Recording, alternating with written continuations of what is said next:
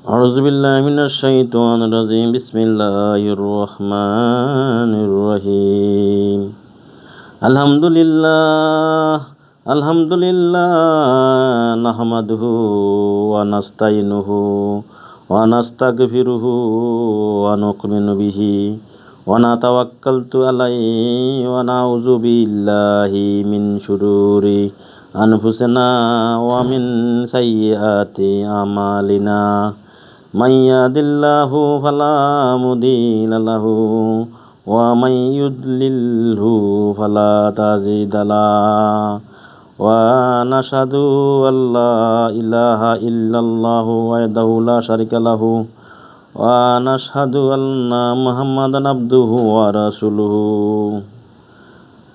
أرسله بالحق بشيرا ونذيرا وداعيا إلى الله بإذنه وسراجا منيرا أما بعد قال الله تعالى في قرآنه المجيد والفرقان الحميد إن الله وملائكته يصلون على النبي يا أيها الذين آمنوا صلوا عليه وسلموا تسليما اللهم بارك على محمد وعلى آل محمد كما باركت على إبراهيم وعلى آل إبراهيم إنك حميد مجيد প্রিয় ভিউয়ার ভাই বন্ধুগণ, আজকে যে ভিডিওটি নিয়ে আসলাম, ভিডিওর প্রতিপাদ্য বিষয় হচ্ছে জিন হাজিরের করার আমল। যে বই থেকে আজকের ভিডিওটা দেওয়া হবে সেটা হলো তিব্বে রুহানি কিতাব থেকে দেওয়া হবে।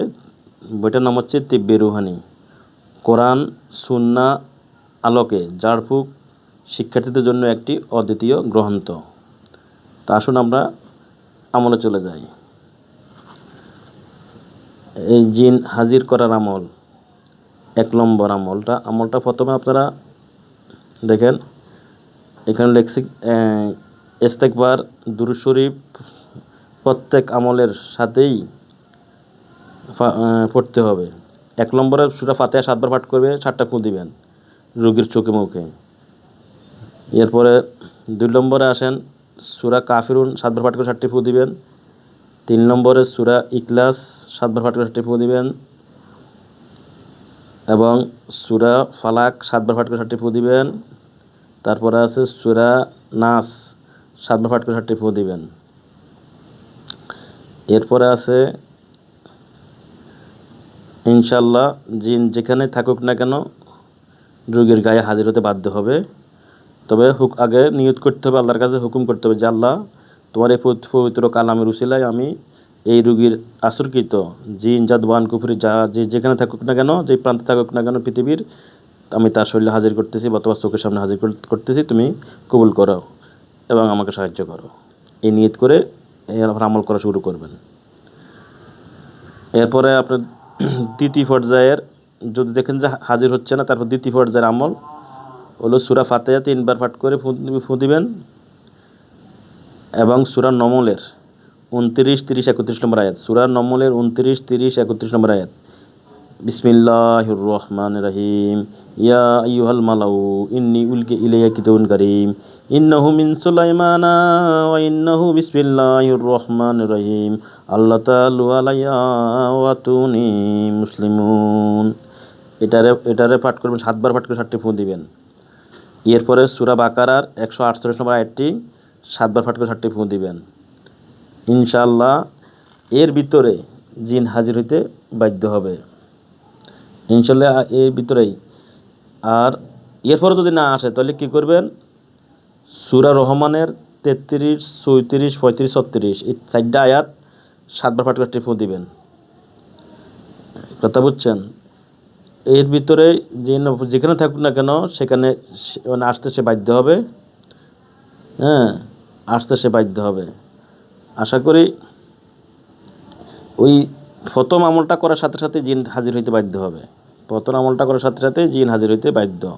এরপর জিন হাজির হওয়ার সাথে সাথেই জিন বন্দি করবেন। বন্দি করা আমলটা পরবর্তী দিচ্ছি। আমার এখানে আছে চ্যানেলে দেওয়া, তারপর আবার দেব।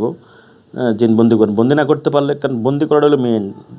একজন মোতাব্বিরের বাহাদুরি হচ্ছে বন্দি করার মাঝে, কারণ জিন যদি হাজির করলেন, বন্দি করতে পারলেন না, তাহলে সে আপনাকে মূল্যায়ন করবে না, আপনাকে জাড়ে জড়ি দিয়ে চলে যাবে।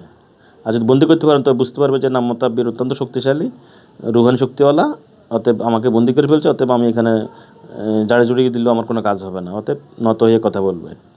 এই জন্য জিন বন্দি করবেন। সূরা তরিকের শেষ 3 আয়াত দিয়ে বন্দি করতে পারেন।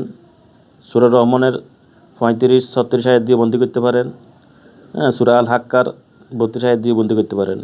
অনেক আয়াত আছে বন্দি করার, এর বন্দি করবেন। বন্দি করার পরে তাকে জিজ্ঞেস করবেন আপনি কোত্থেকে আসছেন, আপনি কোন জাতি, আপনার মতো করে আপনার জিজ্ঞেস করবেন। হ্যাঁ, তো বাকি পরবর্তীতে বন্দি করার আমলটা দেব ইনশাআল্লাহ। ওয়া মা তৌফিক ইল্লা বিল্লাহ ওয়া মা আলাইনা ইল্লা আল বালাগ।